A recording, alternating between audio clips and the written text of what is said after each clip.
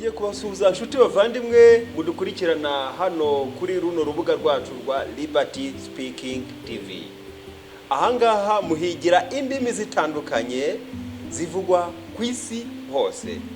Uyu munsi tukaba twagarutse kugira ngo dukomeze kubagezaho isomo ry'Ikinyarwanda rikurikira. Ubushize mwabonye amasomo abiri ya mbere. Ubu rero uyu munsi turagira ngo dukomerezeho n'isomo rya gatatu muza gukurikirana umwanya uri imbere. Twizere yuko mwanejejwe n'amasomo yabanje. Tukaba tugira ngo turarikire abantu babashije kureba rino somo ari ubwa mbere gukanda hariya hepfo h'umutuku handitse subscribe. Utibagiwe no gusangiza inshuti zawe ndetse no kuzikundisha isomo. Ngende mwarimu wanyu Uwingabiye Jean de Dieu. Mureke tujye mbere mu isomo. Gusobanura umuryango. Imibanire y'abantu n'abandi. Talk about family members. Explain family relationships. Let us look at the learning objectives. Here we're going to study the following tips. Explain in Kinyarwanda relationships between family members. Gusobanura mu Kinyarwanda nta gusoma. Amasano ari hagati y'abantu batandukanye bagize umuryango. Ask questions in Kinyarwanda about someone else's family. Kubaza ibibazo mu Kinyarwanda ku bagize umuryango w'undi muntu. Answer questions about your family members in Kinyarwanda. Gusubiza ibibazo ku bagize umuryango wawe mu Kinyarwanda. Let us continue. Dukomeze. In this conversation, Mike, Peace Corps volunteer, is going to visit his counterpart Kalisa, who is a doctor at Kabutare Hospital and has given him an invitation to visit his family at home. Muraho. Muraho. Tubahaye ikaze nimwicare. Murakoze. Mugeni, uyu ni umushyitsi yitwa Mike, ni umunyamerika, ni umukorerabushake wa Peace Corps. Dukorana ku bitaro. Ni byiza. Muturuka mu yihe leta ya Amerika? Nuruka muri Chicago, niho iwacu. Umuryango wawe wose uba muri Amerika? Yego. Papa, mama, mukuru wanjye na mushiki wanjye bose baba muri Amerika. Ni byiza. Murisanga iwacu. Murakoze cyane. Let us look at different corners. In the left column, you see that we're gonna look at culture circle, different notes. Mu muco nyarwanda, umuryango abari mugari ntabwo ugarukira kuri papa, mama n'abana gusa. Haza n'abo mufitanye isano bose, n'abo mubana mu rugo. In Rwandan culture, families are large. Families are not limited only to the father, mother, and children. It is composed of all relatives and even individuals who live at home. Medical corners. Mu muco nyarwanda barafashanya.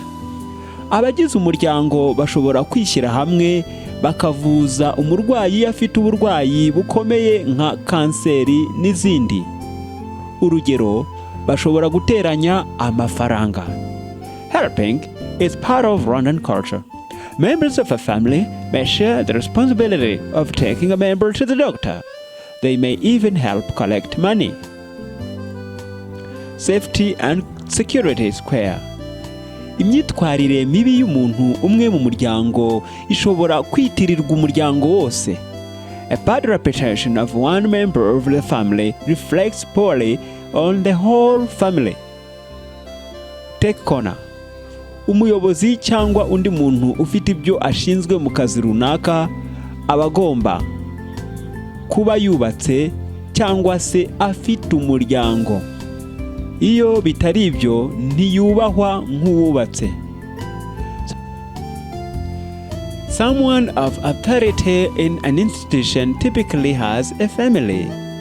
They will not be respected as much as the married ones until they do. Let us look at language tips.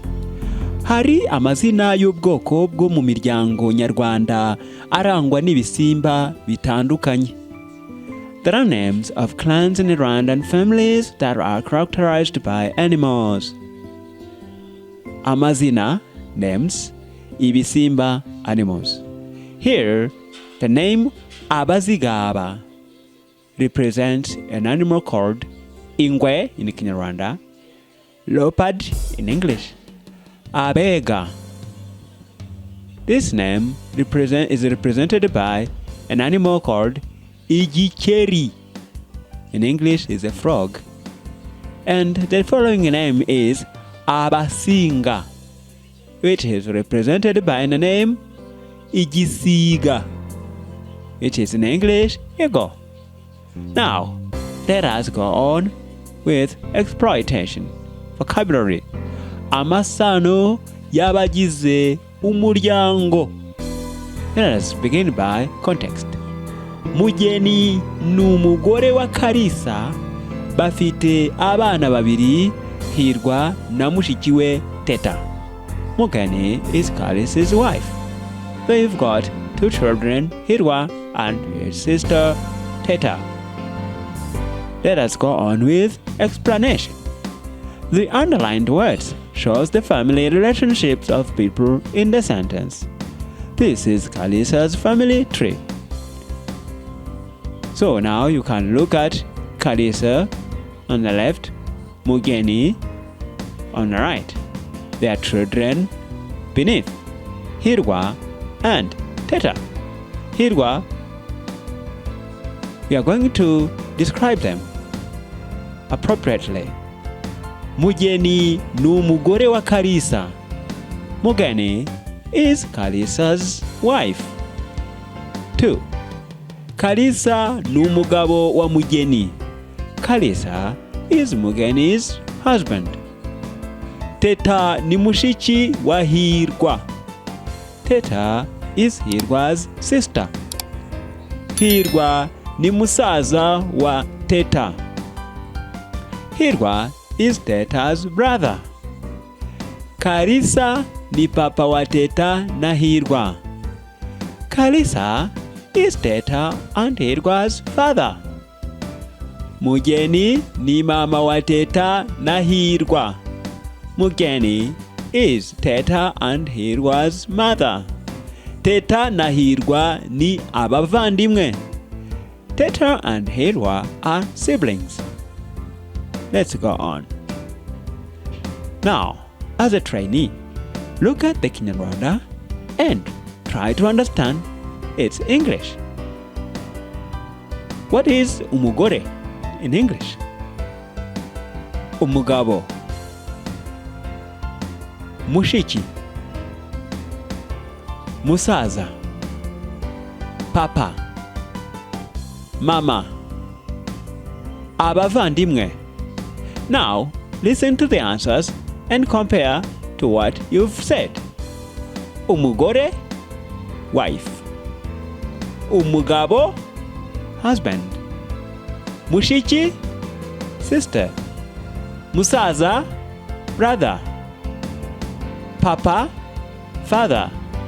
Mama, mother. Abavandimwe, siblings.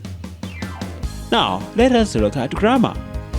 Today we're going to continue with possessive adjectives. That in Kinyarwanda means ikinyazina ngenera. Let us look at the context. Nje n'umugabo wanjye dufite abana kandi bose bariga. My husband and I have got children, and they both go to school. Umwarimu wabo arabakunda cyane. Their teacher loves them so much. Umwana wanjye umwe yitwa Dodo. One of my children is called Dodo. Diregiteri wacu wa Peace Corps mu Rwanda yitwa John A. Reddy aba i Kigali. Our director of Peace Corps lives in Rwanda. His name is John Reddy. He lives in Kigali. Let us look at explanation. The underlined words are possessive adjectives. Amagambo aciyeho akarongo ni ibinyazina ngenera. Rule. In Kinyarwanda, we form the possessive adjective relating to people like this. Wa plus a personal pronoun. Some changes are made. Wa plus nje equals wanje, which means my. Wa plus wawe means wawe. Wa, it shows the pronoun, something that belongs to you. Wawe. Wawe means we. We means his. Wawe means your. Wa twe means ours. Wa chu. Wa chu. Wa mwe becomes wa nyu, your in the plural. Wa bo means theirs, which becomes wa bo, their or theirs. Let us go on with linguistic functions. Presenting members of a family, werekana abagize umuryango. Context. Dore abagize umuryango wa Christine Mukazayire. Look at how the family of Christine Mukazayire is. Umugabo we yitwa Charles. Abana batatu barimo abakobwa babiri, Isabelle na Hope, Arsene n'umuhungu umwe, Arsene, ariko hari n'abandi. Her husband's name is Charles. 3 children, including 2 daughters, Isabelle and Hope. Arsene is one of the sons, Arsene, but there are more others. Analysis. The underlined words are words used when showing or representing something, someone. Here are the other ways to do it. Examples. Dore umugabo wa Christine yitwa Charles. This is Christine's husband. His name is Charles. Dore abana babo. Look at their children. Aba ni abana babo. These are their children. Reba umuhungu wa Christine. Look at Christine's son. Now, let me give you a homework. Wherever you are, try to fill in the blanks from this family tree. Describe different family relationships and fill in the sentences below appropriately.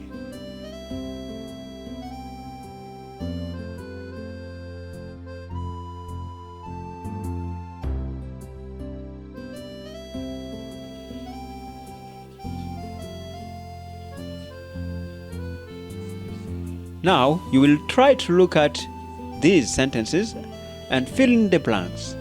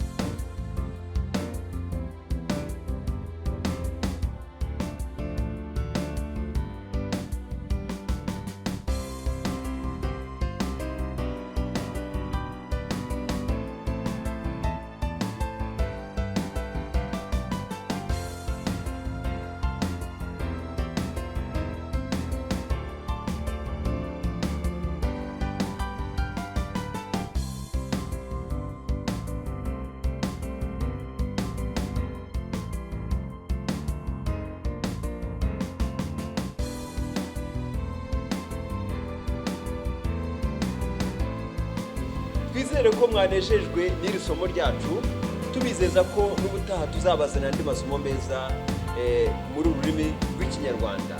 Niba ari ubwa mbere ntiwibagirwe gukanda subscribe no gusangiza inshuti zawe. Yari mwarimu wanyu bakunda Uwingabiye Jean de Dieu mu Rwanda. Tubifurije ishya n'ihirwe.